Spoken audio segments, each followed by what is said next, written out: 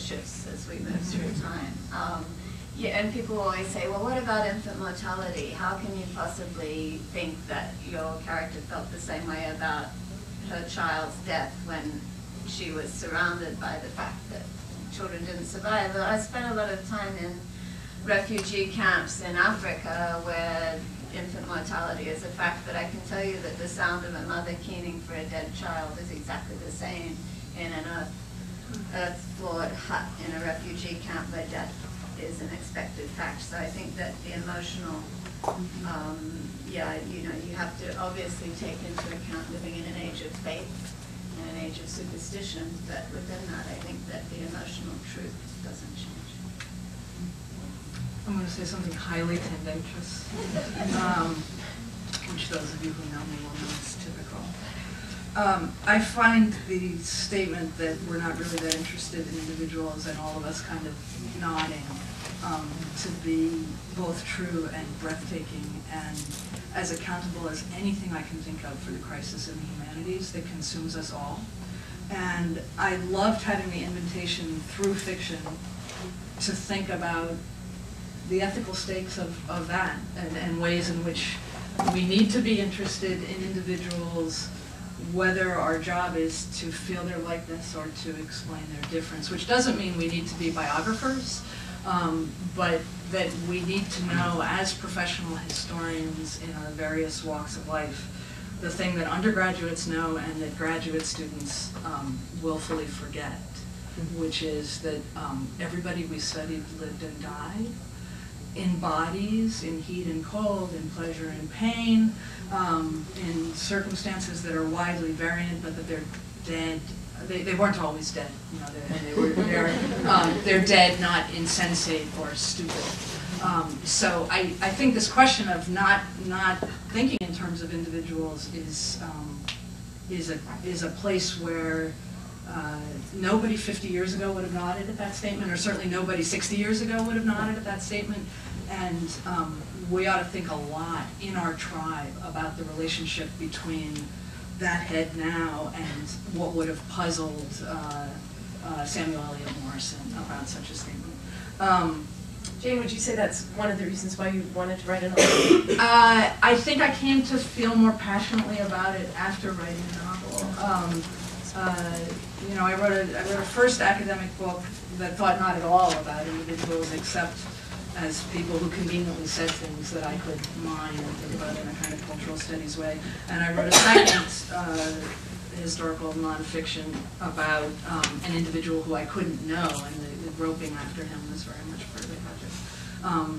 But the yearning for the seance that we know we can't have is something that came out of writing the novel more than it came into it, and I'm very interested in how we take it back. And I guess I am persuaded, I don't know if I would say we're more alike than different, but we're not unlike the people that we're not wholly unlike the people we study. And I guess as a historian who's lived in the same past time for 25 years in 17th and 18th century America, I feel that I know that time very well. But it was a wonderful invitation to yearn for those folks. If I haven't overstepped my tendentious moment here, I'll offer one anecdote that traffics in the other direction. There's a famous 18th century Boston suicide. Only in such a group could I say there's a famous 18th century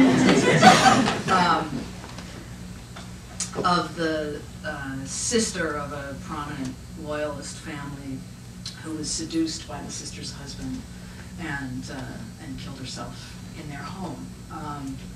And I had used this in Exchange Artist.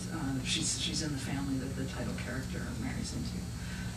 And she left a suicide note. There's an 18th century suicide note. Astonishing. So I knew what historians knew about this, and was talking about the episode afterwards to a young English professor, Brian Waterman at NYU, brilliant, empathetic, scientific individual. And somehow in the course of discussing Fanny's suicide, it occurred to me through writing Blind Spot that she was pregnant. And it was, she was pregnant again. She had already been seduced, abandoned by this guy, had the baby, taken away from her. And I said to Brian, I think she was pregnant again. She was pregnant again. Follow it up. And he found it.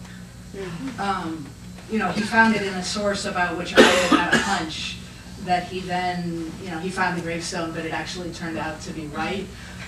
I think without the invitation of fiction, I wouldn't have indulged in the hunch, because I would have thought, because I wasn't interested in Fanny and her body.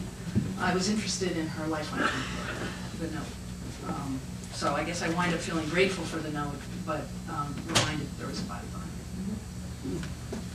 I'm loving one of the translations of As soon as you say famous 18th century suicide, my novelist brain turns it into little known 18th century suicide.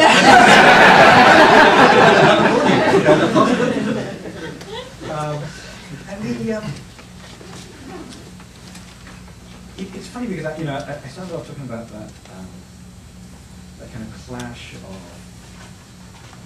authorities, right? I borrow some authority from historians when I write historical fiction, but that I'm worried about their authority swamping and overwhelming mine or pushing back upon mine. And I think, when Geraldine was talking about, the heart is the heart, and I have a lot of sympathy for that. And it's not that I'm completely persuaded of its truth, but I feel as though it's the only way to operate as a novelist, right?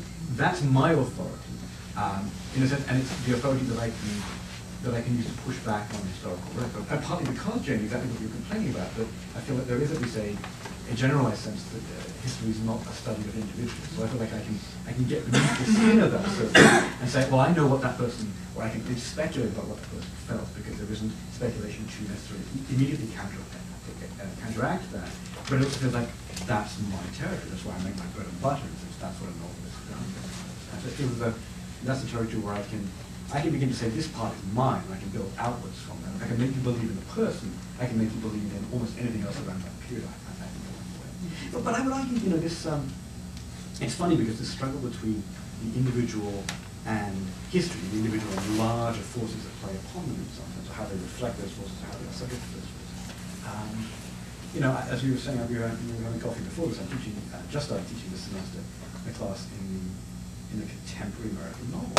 And that question, the individual and their time, the individual and their larger society, is at least as alive in the context of the contemporary novel. You got Jonathan Franzen about it, with a lot of hair pulling and anxiety, because the question of the great American novel, all of this interesting, but commas ago, the great social novel, it's all about how does the individual circumstance reflect the larger social circumstance, and vice versa. And I think that question is alive for anybody writing, whether they're trying to set the novel in 2010, 2011, or set it in 1945 or 1845, around. So, I think you're absolutely right, especially social novels, especially I think the 19th century novel. The great urban novels were about how modern society shaped individuals and vice versa. And I'm wondering if there's something different about writing about your own time and writing about the past. So actually, I think Geraldine started to comment on this in her answer to the question about the individual. And you were saying that for you, the individual voice is a way of bridging that distance, which is where you started today, the distance between the present and the past. So, so I'm wondering if there's a difference between the relationship between the individual and the context when you're talking about this, when you're writing historical novels, when you're writing or making film. Well, in writing the portrait that I did for Portraits of Russia, I had this. It was about a Tatar prince in the 16th century who goes over. He leaves Kazan. He's from Kazan. He goes over into Muscovite service, but he never converts to Christianity. But his two sons do. It's a composite character. There are examples of this among the Tatar princes, but we don't have the evidence about what they must have been going through in making this transition to a Christian monarch, and then fighting against a Muslim honey that where it came from.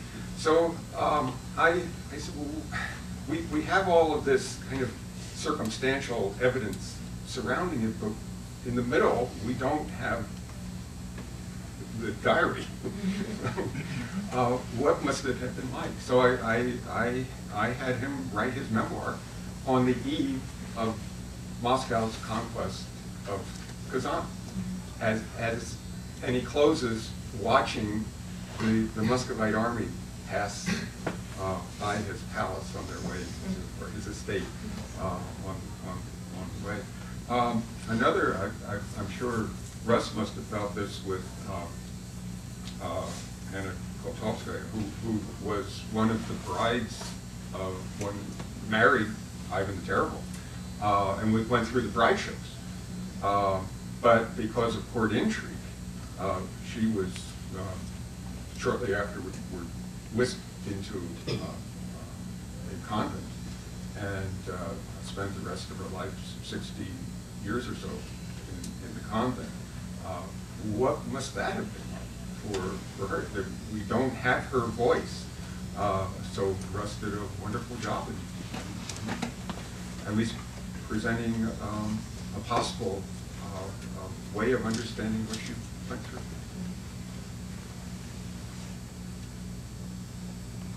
Anyone else want to comment on the past and the present, or?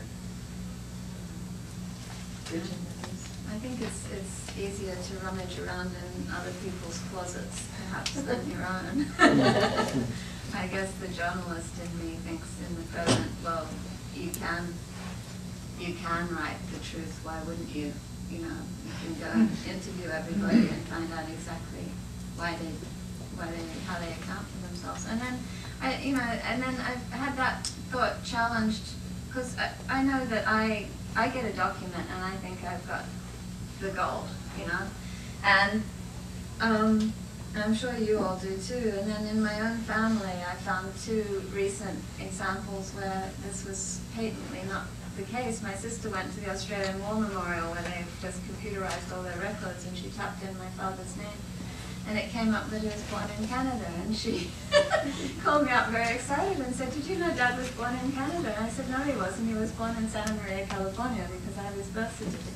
But according to the Australian War Memorial documented history, that's what he stated when he enlisted, and to the history of the Australian Army, he'll be counted as a Canadian forever, and that's very daunting to me. And then when my mother, of course, was filling in his birth certificate, he was married 4 times, and her name is Gloria, and one of his previous wives was named Gloria, and she thought there was one Gloria too many. So according to his death certificate, he was only married 3 times.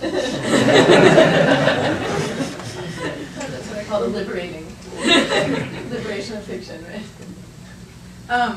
I'm curious from Peter and Geraldine about working in multiple pasts, because you especially have really time traveled in different closets. Whereas I think most of us as historians live in 2 places, a now and a then. And most of us, for most of our careers, stay in a particular then.